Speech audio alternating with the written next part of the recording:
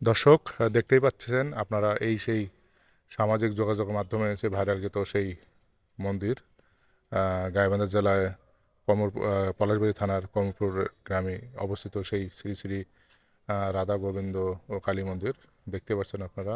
একটু আগে দেখতে পেলেন শিবের মন্দির সেই এবং শ্রীকৃষ্ণের মূর্তি দেখতে পাচ্ছেন শ্রীকৃষ্ণের মূর্তি।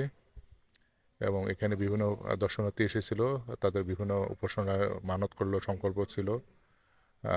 আগরবাতি মম জ্বালিয়ে তারা এই দর্শন মানত মানত করেছে এবং সংগ্রহ করছে। এখানে বিভিন্ন দর্শনার্থী এসেছে ঘুরতে, দেখতেই পারতেছেন মোমবাতি জ্বালিয়ে।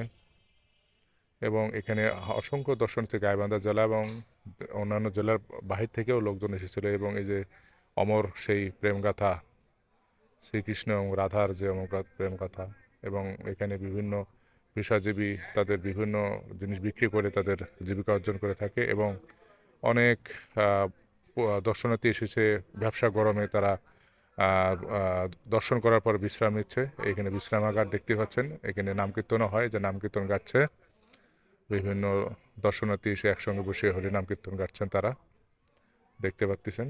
এইখানে অনেক বিভিন্ন এই যে বিভিন্ন মূর্তি স্থাপন করছে এবং বিভিন্ন দান করে থাকে এই বাক্সে দর্শনার্থীরা। এটা মন্দির প্রাঙ্গণ উঠান দেখতেই পাচ্ছেন আপনারা। এবং এখানে নানান উপকরণ, সিঁদুর সহ নানান শাখা সনাতন ধর্মাবলম্বী নারীরা যেটা ব্যবহার করে থাকেন সেটা এখানে বিক্রি করা হয়। এবং যেখানে দেখছেন লাল ফিতা, এখানে তারা বিভিন্ন গাছে বেঁধে তাদের বিভিন্ন সংকল্প তারা বেঁধে মানত করে থাকেন, তারা বিভিন্ন প্রার্থনা করে থাকেন, সেই হিসেবে তারা এখানে বেঁধে রাখেন যাতে তাদের মনোবাসনা পূরণ করা হয়। এই সেই বিখ্যাত গাছ, এই গাছে তারা।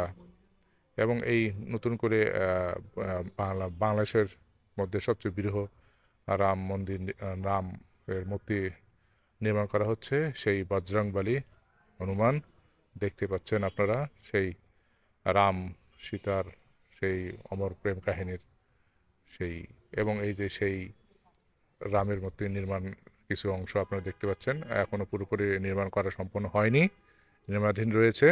নির্মাণ করলে আরও দেখতে সুন্দর লাগবে। এবং এখানে হচ্ছিল বিভিন্ন মিঠাই, চুরমুড়ি এবং খুরমা বিক্রি করা হয়।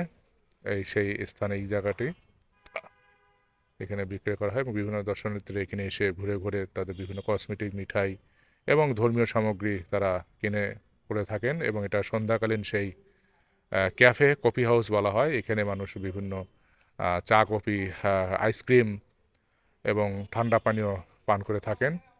এবং সেই রাতের সেই রাধা গোবিন্দ মন্দিরের সেই কিছু স্থিরচিত্র আপনাদেরকে দেখানোর চেষ্টা করছিলাম।